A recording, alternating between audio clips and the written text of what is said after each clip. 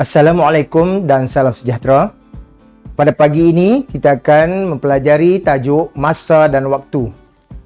Objektif, murid dapat menyelesaikan ayat matematik tambah dan tolak masa melibatkan pecahan.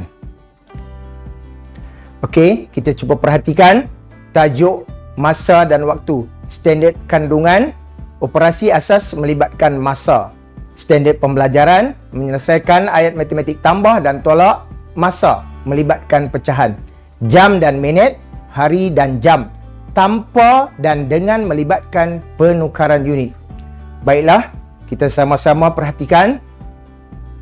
Contoh yang pertama, 1/4 jam tambah 3/8 jam. Bagaimana kita hendak menambahnya? Okey, pertama sekali kita samakan penyebut sebelum menambah. 1/4 jam tambah 3/8 jam, 1 darab 2 dan 4 darab 2 menjadi 2/8 jam. Ditambah dengan 3/8 jam dan jawapannya adalah 5 jam. Okey, kita teruskan kepada soalan yang pertama.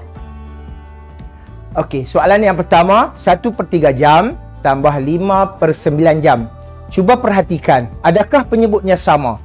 Di sini penyebutnya tidak sama. Jadi apa yang perlu kita lakukan? Samakan penyebut sebelum menambah. Kita perlu samakan penyebut sebelum menambah. 1/3 kita darabkan dengan 3 supaya menjadi penyebut yang sama dengan 9. Kemudian di atas kita darab juga dengan 3. Ianya akan menjadi 3/9 jam tambah 5/9 jam.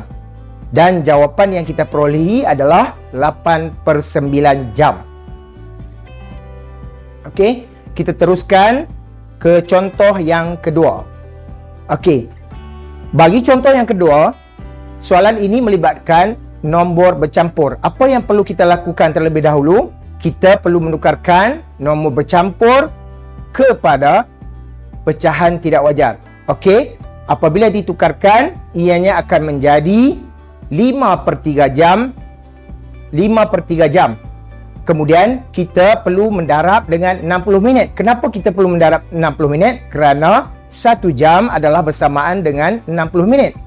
Kemudian kita lihat langkah yang kedua. Apabila kita memperolehi jawapan 100 minit, kita tambahkan pula dengan 45 minit. Kemudian kita akan memperolehi jawapannya 145 minit. Okey, baik murid-murid. Soalan yang kedua ini adalah kesinambungan daripada contoh yang telah cikgu tunjukkan tadi.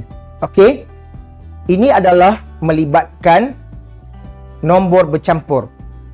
2 1/5 jam tambah 40 minit. Okey. Kita perhatikan betul-betul bagaimana kita mengubah nombor bercampur itu menjadi pecahan tidak wajar. 5 darab 2, 10 ditambah dengan 1 menjadi 11/5. Kemudian jawapannya adalah 11/5 dalam bentuk pecahan tidak wajar. Perlu diingatkan, kita perlu menukarkan nombor bercampur ini menjadi pecahan tidak wajar. Okey, kemudian barulah kita mendarab dengan 60. Kerana apa? Kerana 1 jam adalah bersamaan dengan 60 minit. 11/5 darab 60, jawapannya adalah 132 minit. Bagaimana kamu memperolehi jawapan itu? Okey, 11/5, 5 dibahagikan dengan 5, kita dapat 1. Kemudian 60 dibahagi dengan 5, kita dapat jawapan 12. Jadi keseluruhannya kita akan menambah 132 minit ditambah dengan 40 minit menjadi 172 minit. Okey, ini adalah contoh-contoh yang cikgu telah bekalkan kepada kamu supaya kamu dapat menjawab untuk soalan yang seterusnya, iaitu soalan 3, soalan 4, seterusnya soalan 5. Cikgu rasa setakat itu saja pembelajaran kita untuk hari ini. Terima kasih.